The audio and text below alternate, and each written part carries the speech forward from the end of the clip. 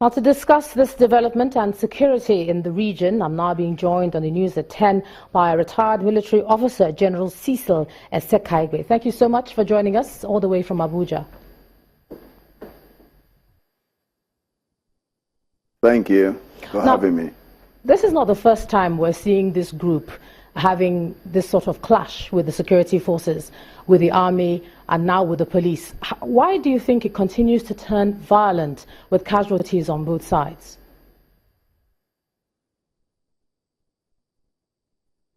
You see, the ideology and the method of operation of the Shiite movement has always known violence. And this is because of the radicalization of the youths and their own method of operation, which is to instill fear and get whatever they want through violence. Well, some of the reports that we have, the group on their side, they say they're being prevented from having their marches. And the police say actually they're causing trouble and attacking people passing by. So what do you think the role of security forces is in this instance?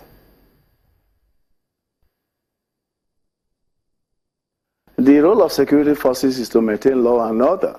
But for the Shiite movement, they have defied secular authorities, they have defied law and order, and they operate without conformity with the national institutional laws and order. So the police cannot fold their arms, or the other security agencies fold their arms to see this group of people perpetrate acts that are inimical to stability of a country. So I think the police and the security agencies, though, also have to follow rules of engagement, in the tackling of these Shiite Muslims. But you must understand the philosophy of this Shiite movement by understanding where they came from. This is just another brand of Muslims. The Sunnis constitute about 90% in Nigeria, while the Shiite organizations are just about 5%. And they want, only their voices to be heard. Anybody that preaches any other Islamic injunction without their own method, they feel is an affront to them. And these few minority groups want to take it over, the Sunni Muslims, which is about 90% in our country. Well, there are a number of grievances that the group have, even when you look at some of the visuals that we showed. One of them is the detention of their leader. How best do you think this should be handled? Because that is also one of the things that seems to be fueling hostilities. What do you suggest? Yes, in as much as the Shiite movements have always broken the law, but I think there is a better approach to solving these issues. There should be supposed to be rules of engagement. I mean, the killing of over 35 people and even the 3 sons of Zaki was not the right thing to do. The better approach is to nip these things at the bud. What we now call for is what they call reliance on sensitivity, vulnerability spectrum. For example, if you are not sensitive to some of these groupings, you become vulnerable to their act. I think the security agencies should nip these things at the bud by intelligence to find out where they are going to gather and what they want to do.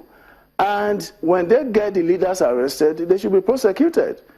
Detaining them for a very long time without charges will also give room for these people to continue to militate these acts of aggression. What about those who say that the security forces by now should have better experience looking at the Boko Haram situation, for instance? Do you think that this is being handled in a better way this time around when you look at the way, the manner in which hostilities continue and is escalating? Would you say we've learned lessons from the Boko Haram experience? I wouldn't say we have learned enough lessons. That is why I told you about sensitivity, vulnerability spectrum. If you are sensitive to some of these acts, you nip them at the bud. Like the Boko Haram instance, when Mohammed Yusuf and his groups were defying the state authorities. For instance, when they were asked to wear helmets when they are riding motorcycles, they clearly defied those orders.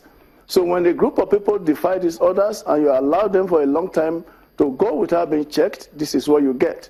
But the security agencies should also apply rules of engagement to make sure that these acts are checked within the ambit of the law, not necessarily taking it out of context. For instance, you must have to be able to understand what they call minimum force. If a minimum force is not applied and it gets out of hand, what you have is what we're having today, because there will be continued agitation for their leaders who are detained, and the continued agitations for their own, allowing them to have their fundamental human right. Essentially, I think we should balance fundamental human right with national interest.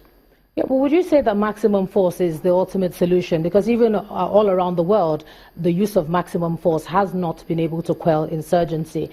What do you think should be our own formula here, beyond just using maximum force, if you feel minimum force is not working? Dialogue is imperative. I mean, you have to find out the core grievances that they have. Then through dialogue, you're able to, come to the table and resolve these issues.